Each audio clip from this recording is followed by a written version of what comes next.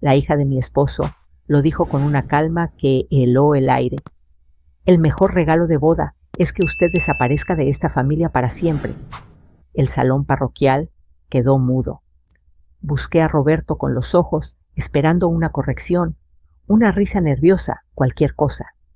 No dijo nada. Asintió. Un gesto pequeño, educado, que dentro de mí sonó como una puerta cerrándose. 3 semanas después, todos hablarían a la vez. Ese día yo respiré hondo y conté hasta 3. El salón parroquial olía a café recalentado y a galletas de mantequilla. Las sillas plegables estaban alineadas con precisión, los manteles blancos planchados con esmero. Afuera, la luz de la tarde entraba oblicua y levantaba motas de polvo que flotaban como si el tiempo se hubiera detenido. Habíamos ido a cerrar detalles, la lista final, los asientos, los horarios. Cosas pequeñas que parecen grandes cuando una cree que todo seguirá igual. Elena estaba al frente con su carpeta apretada contra el pecho. Tenía 28 años. El cabello recogido en un chongo tenso, el lápiz detrás de la oreja, la seguridad de quien ha tomado el control de una escena sin pedir permiso. Pasaba páginas y marcaba tiempos con una voz firme. Yo estaba de pie junto a la pared, las manos cruzadas sobre el vientre, escuchando sin interrumpir. Había aprendido a hacerlo bien. «Solo queda un punto», dijo Elena y levantó la vista. Primero miró a su padre, luego a mí. Sentí ese foco invisible encenderse. Dijo que no quería incomodidades en su boda, que la gente se confunde, que no quería preguntas. Usó palabras suaves, como si envolvieran algo frágil. Añadió que yo no era su madre. Asentí una vez. Nunca intenté serlo.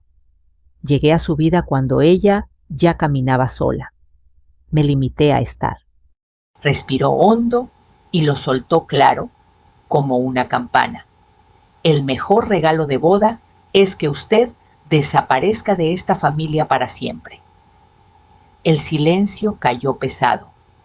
Escuché el tic-tac del reloj de pared, el roce de una silla, mi propio pulso en los oídos. Miré a Roberto. 12 años de matrimonio, cuentas compartidas, domingos tranquilos. Busqué en su rostro una corrección, una defensa mínima. No la encontré. Solo ese asentir leve, casi cortés. Un gesto que no quiso hacer ruido y sin embargo lo hizo todo. Ahí entendí que no se trataba solo de Elena. Entendí que yo ya estaba sola desde antes y que ese día por fin lo veía. «Está bien», dije. Mi voz salió pareja. Elena parpadeó desconcertada como si no hubiera previsto esa respuesta. Guardó la carpeta. Alguien aclaró la garganta. La reunión siguió unos minutos más, pero para mí el tiempo ya no avanzaba igual. Agradecí y me fui. Me llamo Marta López. Tenía 58 años ese verano y vivía en un pueblo donde las campanas marcan el ritmo de la semana. Trabajé toda mi vida primero en una fábrica de costura, luego atendiendo un negocio pequeño. Conocí a Roberto cuando Elena tenía 15. Nos casamos un año después. No quise ocupar un lugar que no era mío. Aprendí horarios, manías, silencios. Estar sin estorbar fue mi manera de querer. La boda había tomado la casa. Proveedores, llamadas, depósitos. Elena hablaba por altavoz, mientras Roberto asentía en la cocina. «Claro, hija, como tú quieras». Yo pagaba sin discutir. Pensaba que eso hacía una familia sostener sin llevar la cuenta. No sabía entonces que alguien sí llevaba la cuenta y que no era yo. Esa noche en casa doblé ropa en silencio. Recordé escenas pequeñas, esperar bajo la lluvia porque nadie me había pasado la llave nueva. Un cumpleaños celebrado sin avisarme porque pensaron que yo trabajaba. Conversaciones que se detenían cuando entraba al cuarto. No eran grandes heridas. Eran puntadas repetidas. Me di cuenta de que había confundido paciencia con pertenencia. Preparé una bolsa pequeña, ropa cómoda, mi cepillo de dientes. Dejé fotografías, manteles, la taza que arreglé 2 veces. Roberto se quedó en la puerta del cuarto. Marta dijo como si fuera a añadir algo. No lo hizo. Dejé las llaves sobre la mesa junto a la carpeta de la boda. Dormí poco. El silencio hizo ruido. A la mañana siguiente fui a trabajar. Cumplí. En el descanso miré el teléfono sin tocarlo. Pensé en la palabra desaparecer. No significaba huir. Significaba soltar. Con cuidado. Sin ruido. Por la tarde pasé por el banco. Pedí información. Escuché. Tomé notas. No cerré cuentas. No moví dinero. Pregunté por plazos y autorizaciones. La claridad tiene su propio peso. Al salir, me senté un momento en la banca de afuera. Vi pasar a la gente. La vida seguía. Yo también. Esa noche volví a la casa cuando sabía que no habría nadie. Conocía los horarios de Roberto. Después de tantos años, los llevaba grabados en el cuerpo. Entré despacio. Empaqué mis herramientas pequeñas, una foto de mis padres, un suéter. No toqué nada que gritara esposa. En la cocina, la carpeta de la boda seguía abierta. La cerré con cuidado. No sentí rencor. Sentí distancia. Al irme, entendí algo sencillo y definitivo: desaparecer no era un acto único. Era una decisión sostenida, y yo acababa de tomarla. No siempre supe que estaba sosteniendo una casa. Durante años pensé que solo estaba viviendo, cumpliendo, haciendo lo que se hace cuando una entra a una historia que ya tiene capítulos escritos. Conocí a Roberto cuando Elena tenía 15. Nos casamos un año después. Yo no llegué a ocupar un trono vacío ni a borrar nombres. Llegué con cuidado, como se entra a una habitación ajena, despacio, midiendo los pasos. Al principio, Elena me llamaba por mi nombre. A veces ni eso. No me molestaba. La pérdida de su madre aún flotaba en el aire, y yo entendía que cada gesto tenía peso. Aprendí su manera de ordenar los cuadernos, el punto exacto del arroz, que le gustaba el té de manzanilla antes de los exámenes. No lo hice para ganar un lugar. Lo hice porque estaba ahí. Porque alguien tenía que hacerlo. Trabajaba jornadas largas y regresaba con los pies cansados, pero si faltaba algo, salía de nuevo. Un cuaderno olvidado, una cartulina, un botón que había que coser a última hora. Nunca pedí aplausos, nunca llevé la cuenta. Pensé que así se construye la confianza a fuerza de constancia.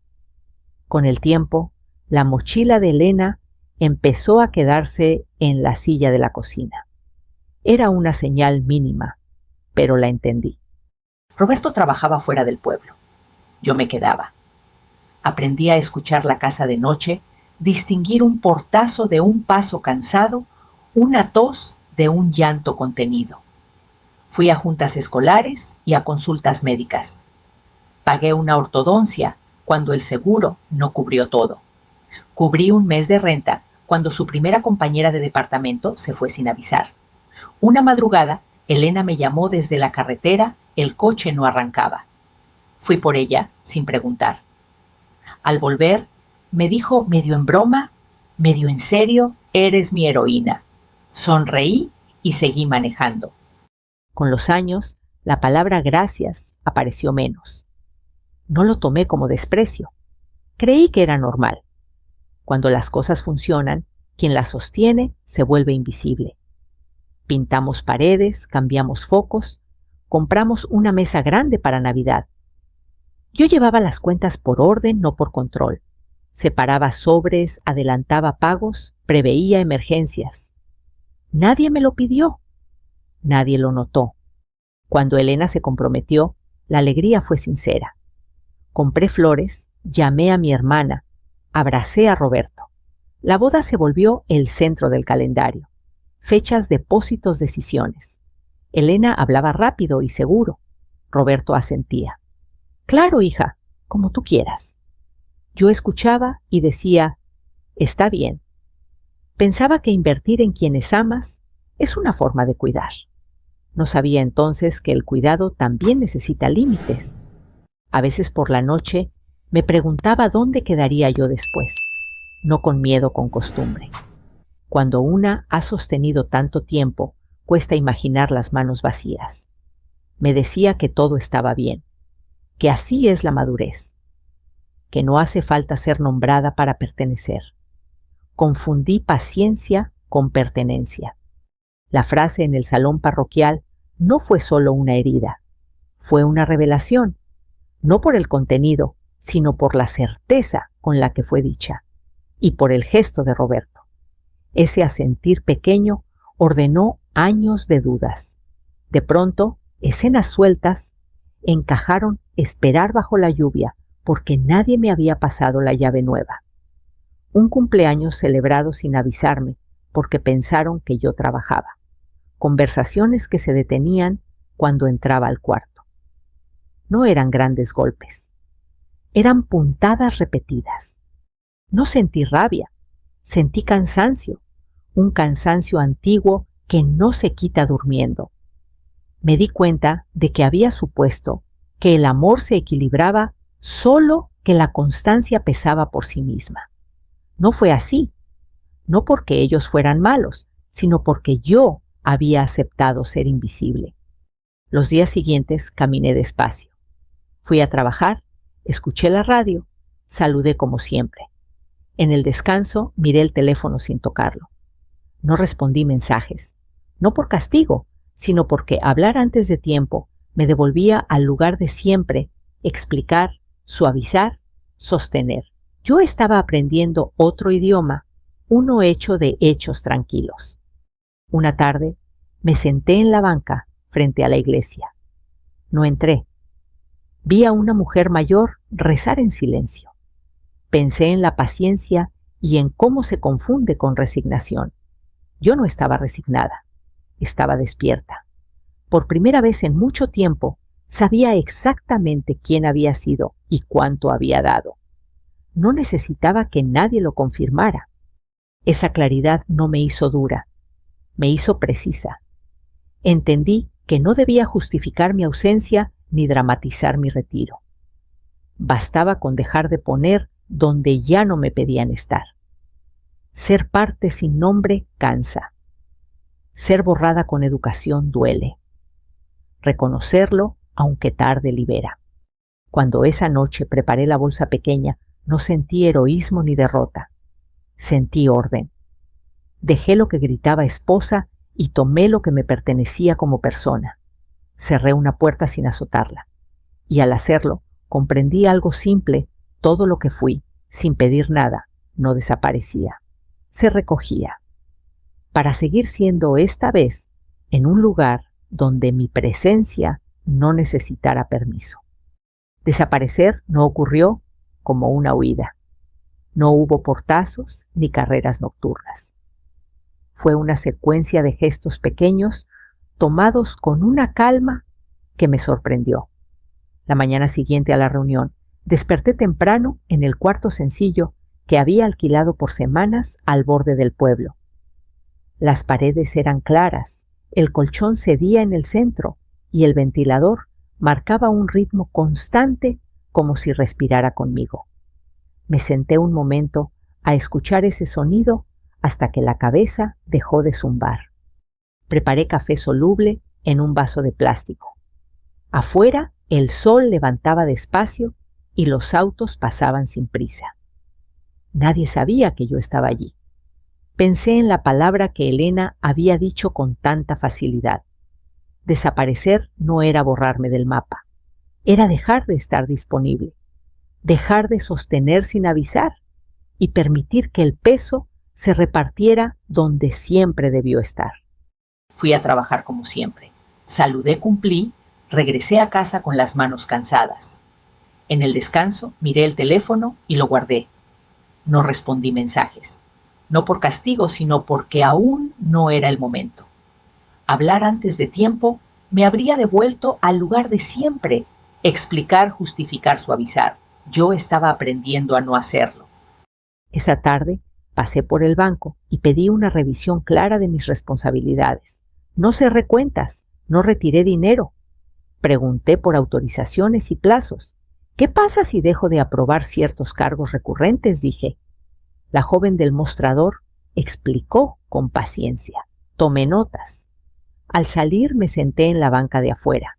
Vi a una madre ajustar el cinturón de su hijo, a un hombre reír al teléfono. La vida seguía. Yo también, solo que un paso atrás. Volví a la casa 2 días después para recoger algunas cosas más. Esperé hasta ver el auto de Roberto doblar la esquina. Después de tantos años, conocía sus horarios como se conocen los propios latidos. Entré despacio. El silencio era distinto, como si la casa supiera que yo ya no era parte del movimiento diario. Tomé mis herramientas pequeñas, un marco, con la foto de mis padres, un suéter. Dejé lo demás, no por nobleza, sino por claridad. No todo lo que una toca le pertenece. En la cocina, la carpeta de la boda estaba cerrada. No la abrí. No era el momento. Apagué las luces y salí sin mirar atrás. Esa noche dormí mejor. El cuerpo aprende rápido cuando la mente deja de discutir. Los días siguientes repetí la rutina. Trabajo, notas, silencio. Roberto escribió pidiendo hablar. No respondí. Elena dejó mensajes que iban del enojo a la urgencia. Tampoco respondí. Guardé silencio no por castigo, sino porque ya no había nada que explicar. Mi respuesta había sido clara y ya estaba en marcha. Llamé a la aseguradora y pedí ajustes. Luego a la empresa de servicios para preguntar por cambios de titularidad y plazos. No cancelé todo. Solo dejé de autorizar los cargos recurrentes que siempre había cubierto yo. Era legal, era simple, era suficiente. Taché líneas en mi libreta. Sentí orden. Una tarde, mientras caminaba por el barrio, me encontré con una vecina. Preguntó por la boda. Dije que había cambios. Sonrió con esa mezcla de curiosidad y prudencia que se da en los pueblos pequeños. No añadí nada. La ausencia también habla. Roberto apareció una noche en el cuarto alquilado. Tocó 2 veces. Abrí. Se quedó de pie incómodo. «Esto se está yendo de las manos», dijo. Lo miré sin dureza. No respondí. Está siguiendo su curso. Quiso replicar. No pudo. Se fue. Cerré la puerta con cuidado. Compré un cuaderno de tapas negras en una papelería del centro. No sabía aún cómo lo usaría, pero supe que lo necesitaría. Empecé a ordenar copias, fechas, montos. No escribí opiniones, no subrayé con rabia. La verdad no necesita adjetivos para sostenerse. Desaparecer no era un acto único. Era una decisión sostenida, un paso atrás para dejar ver el escenario completo. Yo no empujaba nada, solo retiraba mi mano. Y en ese retiro algo empezó a moverse con una lógica propia, sin que yo tuviera que levantar la voz. Esa noche, al apagar la luz, pensé en la casa grande, en la mesa a las 7 en punto, en el ruido que hacía la vida cuando yo estaba en medio sosteniendo. Sentí una tristeza breve y limpia.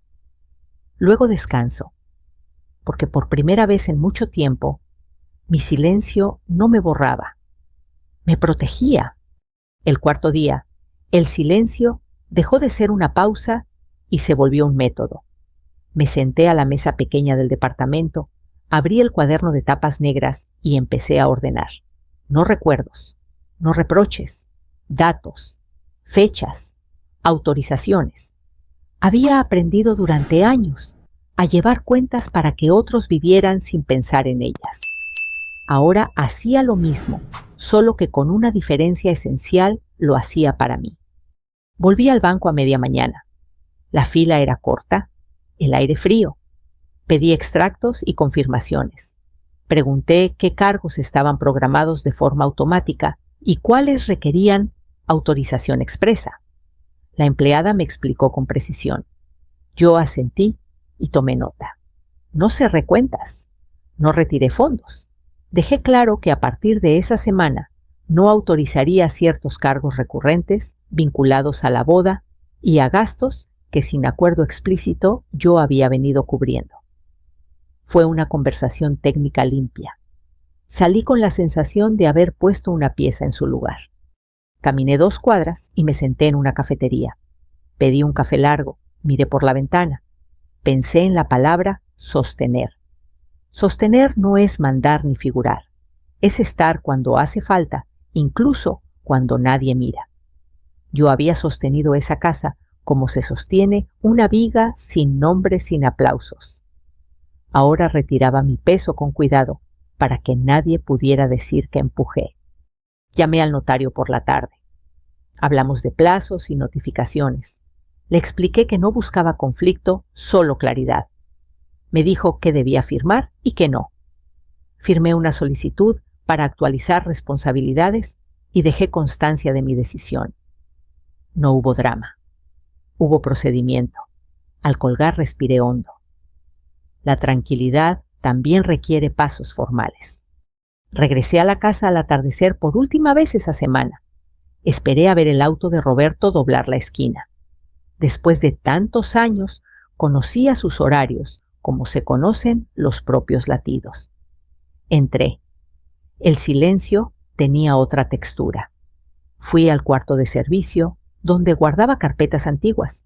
Saqué cajas, revisé, clasifiqué. Copias de pólizas, recibos, contratos. Los puse en el cuaderno negro con separadores de colores. Hipoteca, servicios, salud, educación, boda. No escribí adjetivos, solo números y fechas. En la cocina me senté frente a la mesa grande. Pasé la mano por la superficie. El rayón seguía ahí. Sonreí sin humor. Abrí el cuaderno de la boda solo para verificar fechas límite, depósitos hechos, pagos pendientes, cargos programados. Cerré. Lo dejé donde estaba. No era mi papel decidir por otros. Mi gesto sería distinto retirar mi respaldo.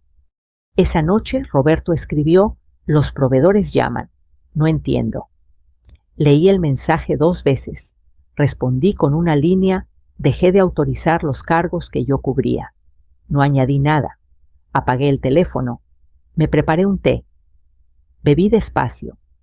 Al día siguiente, llamé a la aseguradora y confirmé ajustes. Luego a la empresa de servicios para preguntar por cambios de titularidad y plazos de aviso. No cancelé todo. No corté de golpe. Dejé de poner donde siempre había puesto yo sin acuerdo explícito.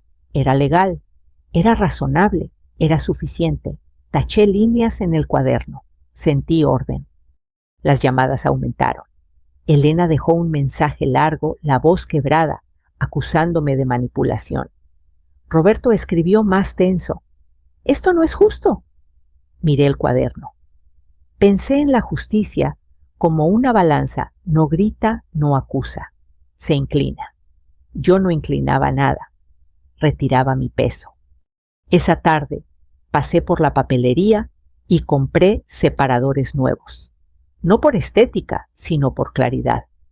Quería que cualquiera que abriera el cuaderno entendiera sin que yo hablara. La verdad necesita orden para ser vista. El desorden permite negar. Volví a la casa una última vez esa semana, solo para comprobar que todo estaba en su sitio. No entré. Me quedé en el porche unos segundos, escuchando un perro a lo lejos y el viento entre los árboles. Lo que sostenía la casa no eran las paredes ni los muebles. Eran las decisiones puntuales, los pagos a tiempo, las llamadas hechas cuando nadie quería hacerlas. Eso era lo que yo estaba retirando paso a paso sin anuncios. Por la noche revisé el cuaderno completo. No había insultos, no había subrayados dramáticos, solo hechos. En la primera página escribí una frase breve: «No me llevo nada». Dejo de poner. Cerré. Apagué la luz. El silencio ya no pesaba. Ordenaba. La primera cancelación no sonó como un derrumbe. Sonó como una duda. El teléfono vibró a media mañana mientras estaba trabajando. Contesté. Una mujer del salón de eventos habló con voz correcta, casi apologética. Dijo que había inconsistencias con los pagos y que necesitaban una confirmación formal para continuar. Le pedí que me enviara un correo con el detalle. Agradecí. Colgué. No sentí triunfo. Sentí el clic seco de una pieza soltándose. Después vino el mensaje del grupo musical. No cancelaban aún. Pedían certeza. Luego el florista. Más tarde el banquete. Cada contacto era respetuoso, técnico, inevitable. Nadie gritaba. Nadie acusaba. Todos pedían lo mismo, confirmación de quién sostenía qué. Yo respondía lo justo. Estoy revisando, les aviso. No mentía. Revisar era exactamente lo que estaba ocurriendo. Roberto escribió varias veces ese día. Primero corto, luego más largo. Están llamando a todos lados. Esto nos deja mal. Leí sin prisa. Respondí una sola línea. Dejé de autorizar los cargos que yo cubría. No añadí explicaciones. Apagué el teléfono. Me concentré en mi trabajo. El mundo no se detenía porque una boda tambaleara. Por la tarde, Elena llamó desde un número desconocido. No contesté. Dejó un mensaje atropellado la voz al borde del llanto. No puedes hacer esto ahora. ¿No te importa mi boda? Escuché hasta el final. Guardé el teléfono. No respondí. Guardar silencio, entendí también, es una forma de no mentir. Al día siguiente la parroquia llamó. El tono era distinto, más serio. Preguntaron quién tenía la autoridad final sobre el uso de la casa para la comida previa. Expliqué con calma que la propiedad estaba en proceso de cambios y que no podía garantizar nada. Hubo un silencio breve. Entonces no podemos proceder sin confirmación, dijeron. Agradecí y colgué. Pensé en las sillas plegables en los manteles blancos. La frase dicha en el salón volvía como un eco breve suficiente. En un pueblo pequeño, las cosas no se esconden, se diluyen. La vecina me preguntó en la tienda si la boda seguía en pie. Dije que había ajustes. No di detalles. Otra persona comentó que el salón estaba en pausa.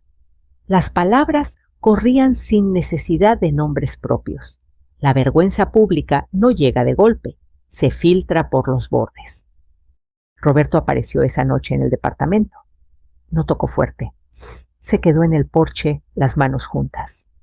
Esto se nos está cayendo, dijo. Lo miré sin dureza. Yo ya no lo sostengo, respondí. Se pasó la mano por el rostro.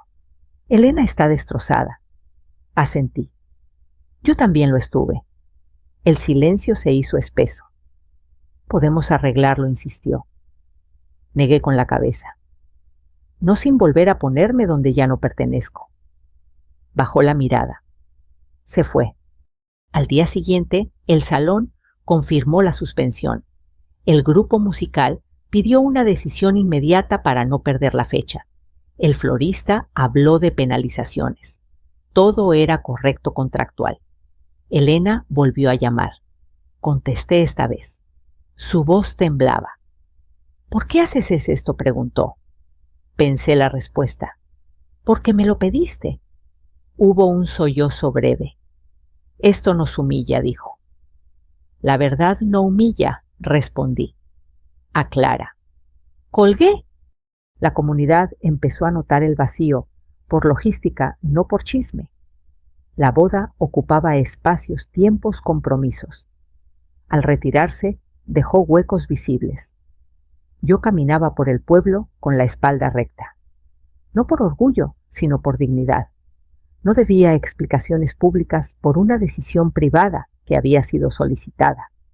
Esa tarde revisé el cuaderno negro. Separadores, fechas, copias. Todo estaba listo. Entendí que faltaba un gesto final breve que pusiera la verdad a la vista sin empujarla. No ese día, pronto. Guardé el cuaderno en la caja. Por la noche Roberto escribió un mensaje más largo. Hablaba de daño, de vergüenza, de arreglar las cosas. Lo leí con atención. Respondí una frase. Respondí a una solicitud. Apagué el teléfono. Miré por la ventana. El cielo estaba limpio. Cuando una estructura pierde un apoyo invisible, no cae de inmediato. Primero cruje, luego muestra dónde estaba el peso. La boda no se canceló ese día. Se deshiló. Y en ese deshilado cada hilo reveló quién lo había sostenido. Yo no celebré. No lloré. Esperé. Porque la caída no era el final. Era el paso previo a la verdad puesta sobre la mesa. Volví a la casa un jueves temprano, cuando el barrio todavía bostezaba. Sabía los horarios de Roberto. Después de tantos años, los llevaba grabados en el cuerpo. Esperé a ver su auto doblar la esquina y entonces entré. No había prisa. El aire olía a limpiador de limón y a polvo reciente, ese olor que queda cuando se ordena para visitas que no llegan. Cerré la puerta detrás de mí sin hacer ruido y me quedé un momento en el pasillo escuchando mis pasos como si no fueran míos. Llevaba una caja sencilla de cartón. Dentro el cuaderno de tapas negras, ordenado con separadores. No pesaba. Nunca lo hizo. Lo que pesaba era lo que contenía. Antes de ir a la cocina, recorrí la casa una última vez. El cuarto de visitas estaba impecable. En el armario el vestido de boda colgaba dentro de su funda transparente quieto, esperando un día que ya no era una fecha, sino una pregunta. No toqué nada. No vine a alterar. Vine a dejar. La cocina estaba iluminada por una luz clara que entraba de costado y dibujaba un rectángulo sobre la mesa grande. Coloqué la caja en el centro. Saqué el cuaderno. Acomodé los separadores con cuidado: hipoteca, servicios, salud, educación, boda, extras. Verifiqué que las copias estuvieran en su sitio. No había notas al margen, no había adjetivos, solo fechas, montos y autorizaciones. Hechos. Encima del cuaderno dejé un sobre blanco. Escribí Elena con letra clara. No el nombre de Roberto. Elena. Dentro una hoja. La había escrito la noche anterior, con la misma calma con la que había ordenado todo lo demás. Elena, pediste que yo desapareciera. Esto es lo que desaparece conmigo. No hay enojo aquí, solo cuentas. Te deseo una boda hermosa. Yo no estaré para verla. Marta. Leí la carta una vez más, la doblé y la coloqué. Me quedé de pie unos segundos respirando. Escuché un auto pasar. El tic lejano de un reloj. La vida seguía. Yo también.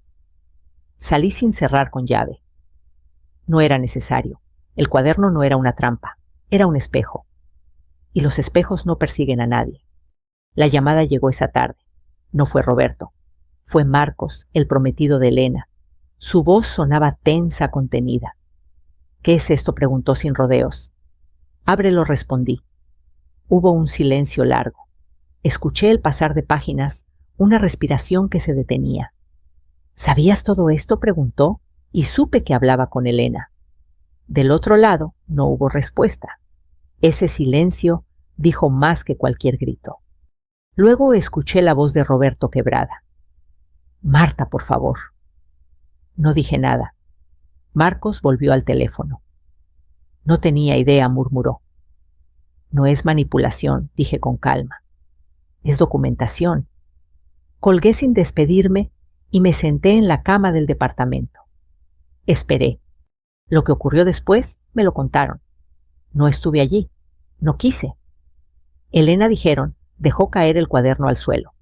No lo lanzó con rabia. Se le resbaló de las manos. Las hojas se desparramaron como si buscaran aire. Marcos se agachó y las recogió una por una. Números, fechas, depósitos, facturas médicas, gasolina, rentas cubiertas, aportaciones a la boda. Bajo extras, cosas pequeñas que nadie recuerda hasta que faltan. Al final la carta. Dijeron que Elena susurró: «Lo siento». No fue un pedido de perdón solemne. Fue un reconocimiento breve, casi un tropiezo. Marcos no levantó la voz. Preguntó despacio. Roberto se sentó sin saber dónde poner las manos. «Nunca me di cuenta de cuánto cargabas tú sola», dijo por primera vez sin excusas. Nadie discutió. La verdad, cuando está ordenada, no necesita escándalo. Los vecinos vieron movimiento. Personas que se detuvieron en la acera, con la discreción de quien no quiere mirar, pero mira. Alguien comentó en voz baja que siempre pensó que yo pagaba todo. Otro asintió. No hubo bando, hubo constatación. La verdad no humilla, aclara. Esa noche, Roberto llamó otra vez. No contesté, no por crueldad, sino porque ya no había nada que explicar. Elena escribió un mensaje corto sin adornos. Decía que necesitaba tiempo. No respondí de inmediato. Al día siguiente, escribí una sola línea: «Cuídate». Era suficiente. Un correo llegó por la tarde. Marcos. Breve, honesto. No sabía. Necesitamos detenernos. Leí 2 veces y cerré la computadora. No sentí alivio ni victoria. Sentí cierre. El cierre no aplaude, acomoda. Salí a caminar al anochecer. Pasé frente a la iglesia. No entré. Pensé en el salón parroquial, en la frase que había cerrado una puerta. Pensé en cómo una solicitud dicha con ligereza puede arrastrar años de peso invisible. Yo no había buscado la conmoción. Había retirado mi mano. Lo demás ocurrió solo. Volví al departamento y me senté en la silla del porche. El cielo estaba despejado. Mis manos, por primera vez en semanas, no temblaban. Entendí que lo que dejé sobre la mesa no fue un ultimátum, sino un resumen, una contabilidad limpia de una vida compartida, donde el trabajo invisible sostuvo decisiones visibles. No acusé, no añadí adjetivos. Dejé que los números hicieran lo que siempre hacen cuando se los mira de frente decir la verdad. Dormí profundo esa noche, sin sobresaltos. Al amanecer supe que el desenlace estaba cerca, no porque alguien ganara, sino porque ya no había nada oculto. La verdad había quedado a la vista bajo la luz de la cocina. Y cuando eso ocurre, el ruido es inevitable, pero breve. El silencio que vino después no cayó de golpe. Llegó en capas como el polvo cuando se asienta tras mover los muebles. Primero el teléfono dejó de vibrar a cada hora. Luego los mensajes se espaciaran. Por último, el mundo volvió a un murmullo normal, ese que no exige respuestas inmediatas. No fue porque todo se hubiera arreglado, sino porque ya no quedaba nada oculto que empujar.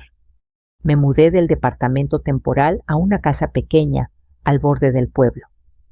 Una sola habitación, paredes delgadas, un porche con espacio para 2 sillas y una maceta. La compré con calma, sin prisa, sin explicaciones. El día que llevé mis cosas, hice 2 viajes. No eran muchas. Un sillón usado, una lámpara que arreglé yo misma, la mesa pequeña donde cabía el cuaderno negro ahora cerrado. Abrí las ventanas. Entró aire con olor a tierra húmeda y pan recién hecho de la tienda de la esquina. Me senté, respiré. Por primera vez en años, la mesa era mía. Las mañanas se volvieron sencillas. Me levantaba temprano, preparaba café y me quedaba de pie junto a la ventana viendo pasar los autos como un río lento. A veces pensaba en la casa grande, en la luz cayendo sobre la mesa a las 7 en punto. Otras veces no. El cuerpo aprende nuevos ritmos cuando el ruido baja. El cansancio seguía ahí, pero era distinto, honesto. Dormía mejor. Roberto apareció un domingo por la tarde. No llamó antes. Se quedó de pie en el porche, las manos juntas, los hombros caídos. Lo invité a pasar. Se sentó en el sillón y miró alrededor como quien entra a un lugar que ya no le pertenece. «¿Estás bien?», dijo más como constatación que pregunta. «¿Estoy en paz?», respondí. No fue una frase ensayada, fue un hecho. Habló de Elena, de la boda suspendida, de conversaciones difíciles. No interrumpí. Cuando terminó, me miró con ese gesto que conocía bien, el de quien espera que una cargue con el último tramo. «Nunca me di cuenta de cuánto cargabas tú sola», dijo sin rodeos, sin excusas. Asentí. «¿Ahora lo ves?», respondí. Guardó silencio. «¿Podemos volver a intentarlo?», preguntó después de un momento. Pensé la respuesta con cuidado. No había enojo, tampoco esperanza. «Yo ya no pertenezco ahí», dije. Asintió el mismo gesto pequeño de siempre. Esta vez no dolió. Se fue sin discutir. No supe de Elena durante semanas. Luego llegó un mensaje corto sin adornos. Decía que había entendido cosas, que necesitaba tiempo. Lo leí despacio. No respondí de inmediato. Al día siguiente escribí una sola línea: «Cuídate». No era un cierre perfecto. Los cierres perfectos son ficción. Era suficiente. El pueblo siguió hablando un tiempo y luego encontró otros temas. Así funcionan las comunidades pequeñas. Miran, comentan, se cansan. Un vecino pasó una tarde a saludar. Dijo que muchos habían visto la carpeta. No el drama, la carpeta. La verdad ordenada. Se notó, dijo. Asentí. No pregunté qué se notó. No hacía falta. El invierno llegó sin anuncios. Compré 2 sillas para el porche y una manta. Algunas tardes me sentaba a ver caer el sol detrás de los árboles. No había aplausos, no había audiencia. Había quietud, y la quietud, cuando es merecida, sostiene. Pensé en Elena a veces con una tristeza suave sin rabia. Pensé en la chica de 15 con audífonos y desconfianza. Ojalá aprendiera sin perder más de lo necesario. Pero esa parte ya no era mía. Lo que sí era mío era lo que había recuperado mi tiempo, mi dignidad, la verdad de quien fui, sin pedir nada. Entendí entonces algo que me había acompañado toda la vida sin nombre: el respeto no se anuncia. Aparece después, cuando se retiran los apoyos invisibles y la estructura muestra su peso real. No grita, no humilla, se queda. No gané nada. Dejé de perderme. Elegí retirarme con cuidado. Puse la verdad sobre la mesa sin empujarla. Caminé hacia un lugar donde el silencio no me borró, me acompañó. Si algo queda de esta historia, es una lección sencilla. A veces la respuesta más fuerte no es discutir ni probar quién tiene razón. A veces es elegirte. Si esta historia tocó algo en ti, si alguna vez te sentiste no visto, tomado por sentado o borrado con educación, quiero que sepas que no estás solo. Cuéntame en los comentarios qué sentiste y desde dónde nos estás escuchando. Tenemos muchas historias como esta para compartir cada día, historias contadas sin ruido y con honestidad. Suscríbete para no perderte ningún momento. Sigamos este camino juntos.